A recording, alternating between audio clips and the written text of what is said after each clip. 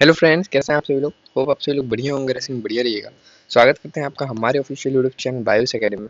तो जैसा कि आप सभी लोग को पता होगा, हम इस चैनल के माध्यम से आपको competition exam point of view से आपकी तैयारी करा रहे हैं। तो आज हमारा इंग्लिश का लेक्चर है, जिसमें आज हम देखेंगे कंपाउंड सेंटेंस क्या होते हैं, एंड और बट क्या होते हैं। जैसे आपके सिलेबस के अकॉर्डिंग हम इसकी पढ़ाई करने वाले हैं। हम आपको इसको हिंदी में समझाएंगे, लेकिन आपको इंग्लिश में ही इसको इम्प्लीमेंट करना है। अगर क्वेश्चन आएंगे तभी हम आपको समझाए एकदम इजी तरीके से देंगे कि आप एग्जाम में गलती ना करें। इसकी गारंटी मेरी है, अगर आप इस वीडियो को पूरा देख लेते हैं। चलिए आइए कंपाउंड सेंटेंस देखते हैं होते क्या है। ठीक है, सबसे पहले इसके क्या बोलते हैं परिभाषा को देख लेते हैं। क्या बोल रहा है compound sentence with and but. मतलब कंपाउंड सेंटेंस को देखिए संयुक्त वाक्य कहा जाता है। ठीक है, और लेकिन के साथ हम इसका देखेंगे, क्योंकि आपके सिलेबस में केवल एंड और बट है। ठीक है, तो आइए देखते हैं। कंपाउंड सेंटेंस दो या दो से अधिक स्वतंत्र उपवाक्य बोलते तो इंडिपेंडेंट केसेस। ठीक है, दो स्वतंत्र उपवाक्यों को जोड़कर बनता है। देखिए, दो इंडिपेंडेंट केसेस को जो जो वाक्य बनता है ना जोड़कर, उसको कंपाउंड सेंटेंस बोलते हैं। ठीक है, स्वतंत्र उपवाक्य वे होते हैं जिनका अपना पूर्ण अर्थ होता है। मतलब इंडिपेंडेंट केसेस वो होते हैं जिनका अपना पूरा अर्थ होता है। ठीक है, इन्हें जोड़ने के लिए संयोजक, अब संयोजक किसको बोलते हैं, कॉन्जुगेशन को बोलते हैं। ठीक है, इसके जोड़ने के लिए संयोजक का प्रयोग किया जाता है। ठीक है, आपके सिलेबस के अनुसार हम एंड और बट को ध्यान केंद्रित करेंगे। देखिए, हमारे हमारे जो सिलेबस, मतलब आपका जो सिलेबस, उसमें एंड और बट को ज़्यादा ध्यान दिया गया है, तो हम भी उसी के ऊपर ध्यान केंद्रित करेंगे। ठीक है, आइए देखते हैं एंड और बट क्या होते हैं और इसके उदाहरण देखते हैं और समझने का ट्राई करते हैं। एंड का प्रयोग कैसे किया जाता है देखते हैं। एंड का प्रयोग दो समूह समान विचारों के तथ्यों को जोड़ने के लिए किया जाता है। अब देखिए, एंड का प्रयोग दो समान विचार, जैसे कि दो समान टाइप का बात कर रहे हैं। जैसे कि देखिए उदाहरण में अगर आप देखेंगे तो इसमें बोल रहे, देखिए he is very smart, and का प्रयोग हुआ ना यहाँ पे, ही वर्क हार्ड। और देखिए दो समान वाक्य, वो स्मार्ट भी है और बुद्धिमान के साथ साथ वो मेहनती भी है। ठीक है, देखिए हिंदी में भी लिखा गया है, लेकिन आपको ये वाले को ध्यान देना है, क्योंकि वो हिंदी बस केवल आपके समझने के लिए है। आपको मेन फोकस इसमें करना है। ठीक है, वह बहुत बुद्धिमान है और वह मेहनत भी करता है। देखिए, दो समान तथ्यों को जोड़ने के लिए एंड का प्रयोग किया जा रहा है। ठीक है, आगे में क्या बोल रहा है, जब एक वाक्य की जानकारी दूसरे वाक्य की जानकारी से जुड़ती है तो आगे बढ़ती है, तब एंड का प्रयोग उपयोग होता है। जब एक वाक्य की जानकारी दूसरे वाक्य से जुड़ के आगे बढ़ती है, तब एंड का प्रयोग किया जाता है। मैं आपको बता ही चुका हूँ।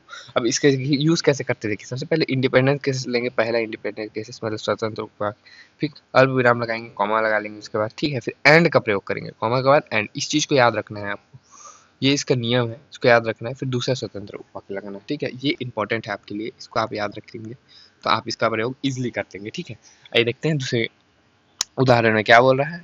आई am watching TV and she was reading a book. देखिए, बोल रहा है मैं तो टीवी देख रहा हूँ और वह टीवी देख सॉरी मैं तो टीवी देख रहा हूँ और वो बुक रीडिंग कर रही है। ठीक है, मैं टीवी देख रहा था और वह किताब पढ़ रही थी। देखिए, मैं टीवी देख रहा था और वो किताब पढ़ रही थी। हिंदी में आपको समझाने के लिए बताया गया है, बाकी इसको आपको इंग्लिश में ही समझना है। और होप आपको समझ में आ रहा होगा एंड का प्रयोग कब और कहाँ कैसे करना है। ठीक है, थर्ड क्या बोलते हैं उदाहरण भी उसी के ऊपर दिया हुआ है, तो एक बार आप पढ़ लीजिएगा इसको। ठीक है, आइए बट का प्रयोग देखते हैं। बट लेकिन होता है मतलब। ठीक है, उसका प्रयोग देखते हैं।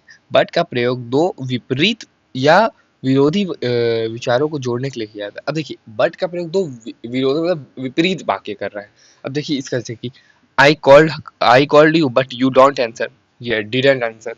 देखिए, मैंने तुम्हें कॉल किया पर तुमने जवाब ही नहीं दिया, मैंने तुम्हें फोन किया लेकिन तुमने उठाया नहीं। ठीक है, ये हिंदी केवल आपके समझने के लिए है ना। इंग्लिश में आपको ध्यान देना है। अब ये दो विपरीत वाक्य हो गए, लेकिन इसके लिए बट का प्रयोग किया जाता है लेकिन। ठीक है, जब दूसरा जब दूसरा वाक्य पहले वाक्य के विपरीत कुछ कहता है, तब बट का उपयोग किया जाता है। ठीक है, अब इसके भी नियम इंपॉर्टेंट है। अब आपको अगर नियम जान गए ना आप, तो आप इसको भी क्वेश्चन को मतलब बना ही लेंगे। पहला स्वतंत्र उपवाक्य, फिर अल्प विराम, फिर बट। देखिए, अल्प विराम मतलब कॉमा लगा ही रहे हैं, कॉमा के बाद बट और कॉमा के बाद ही एंड आया था। ठीक है, और दूसरा स्वतंत्र उपवाक्य मतलब ये विपरीत होना चाहिए बट के लिए, और उसके लिए समान उपवाक्य आते हैं। ठीक है, तो आइए दूसरा हम देखते हैं क्या बोल रहा है दूसरा। The sky was dark but it didn't rain. अब क्या बोल रहा है, देखिए आसमान काला था लेकिन बारिश नहीं हुई। अब ये तो विपरीत ही हो गया ना। तीसरा क्या बोल रहा है, हमारी भूमि समृद्ध है लेकिन हमारे लोग गरीब हैं। Our land is rich but our people are poor. ऐसे ही क्वेश्चन बनते हैं। देखिए विपरीत, देखिए आपको मैं सिंपल सा बता रहा हूँ, एक नोट करके आप लिख लीजिए। आपको मैं एक नोट करके यहाँ पे लिखवा दे रहा हूँ। कभी भी सामान्य वाक्य होगा ना, जो सामान्य वाक्य के लिए एंड का प्रयोग करेंगे, और विपरीत विपरीत के लिए बट का प्रयोग करेंगे। बस आप इतना सा ध्यान रखेंगे और नियम को आप पढ़ लेंगे तो आप आराम से इसके क्वेश्चन को बना सकेंगे। ठीक है, तो इसी के साथ वीडियो होता है खत्म। अगर आपको वीडियो पसंद आया है, वीडियो को लाइक करके चैनल को सब्सक्राइब जरूर से करके बेल नोटिफिकेशन ऑन कर दीजिएगा, कि मैं ऐसे ही competition exam point of view से क्वेश्चन और वीडियोस लाते रहता हूँ जो कि आपके एग्जाम पॉइंट ऑफ व्यू से इंपॉर्टेंट हो। ठीक है, तो अगर आप बेल नोटिफिकेशन ऑन कर लेंगे, मेरे हर वीडियो का नोटिफिकेशन आपको तुरंत मिल सकेगा। चलिए, मैं आपसे मिलता हूँ नेक्स्ट वीडियो में। Till then keep learning, stay curious, ऐसे ही पढ़ते रहिए, प्यार देते रहिएगा। Thank you so much.